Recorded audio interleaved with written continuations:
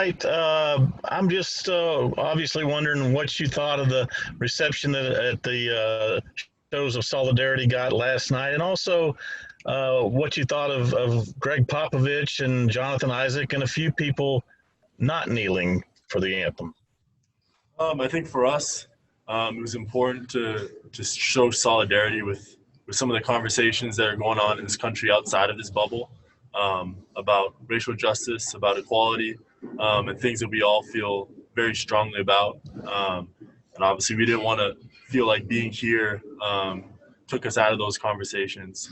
We think they're very important, and I think a lot of people around the country and around the world are starting to investigate and educate themselves and have these conversations for the first time. So the last thing we wanted to do was have our voices silenced or step out of that conversation, regardless of how difficult it may be. But then on that same note, this is a free country, and that's one of the greatest aspects of living here and being, whether you're born here or not. So I think however anyone in this league or anyone in general chooses to voice their opinion, that just speaks to the greatness that this country has. And I think that's something that we should all embrace. Everyone has their own opinions and their own things that they want to say and feel strongly about. And I think as a league, we've done a good job of supporting those voices. And even if they may seem like outliers, it's important for them to be able to speak their minds. And I think that's important for us as a league and as a country as well, to have that freedom to speak your mind.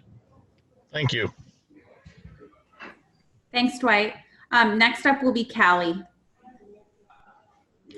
Hey, Dwight. Obviously, you chose to come into the bubble despite knowing that you wouldn't be playing this summer. But stay in touch with teammates, specifically Jalen, knowing that Say that he's again. kind Sorry. of separated. Yeah. How do you stay in touch with teammates and specifically Jalen, knowing he's kind of separate from the team as you guys are all going through this together?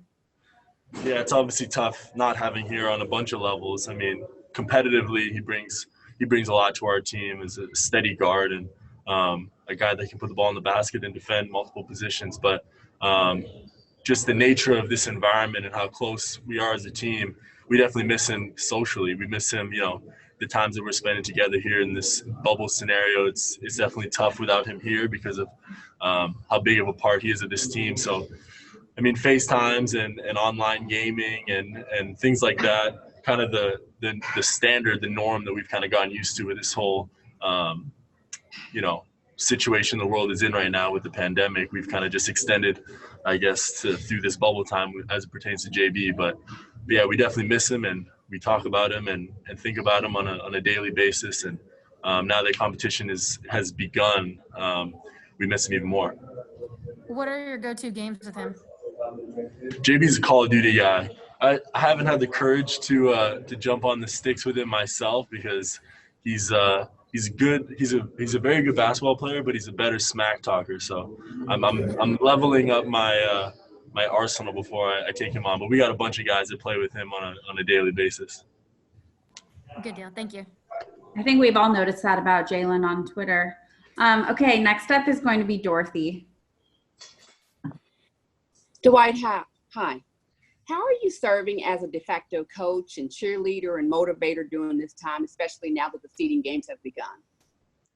I don't know if that's the specific terminology I would use, but I'm here to lend a hand and be supportive in any way possible. I'm trying to find ways to communicate with our guys and be a sounding board when it comes to both things on and off the court and trying to be an extra set of eyes throughout the game and even throughout warm-ups, make sure we're talking to guys and make sure we're on the same page. So I'm really just here trying to do whatever I can to help us win, even though I'm not on the court.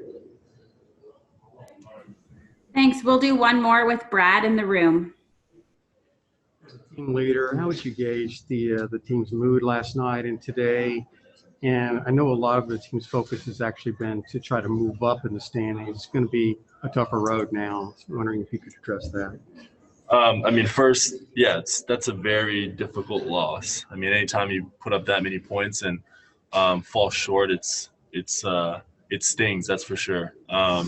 But I think we have a resilient group of guys, and I think today we had a good talk, a great film session, and we went into some of the details of the things that we can improve on, as well as some of the things that we did well to put a game like that together. But spent a lot of time focused on what we can do better, and moving forward, we're gonna execute those things at a higher level. And I mean, obviously, we can't change the outcome of that game now. So as far as the standings is concerned, we're only gonna do what was within our power, and that's to prepare to the best of our ability for every game coming up and to compete as hard as we can to win the rest of our games. So yeah, the standings are what they are, and we're obviously trying to win every single game that comes up, but we're going to continue to prepare regardless of what the scenario is.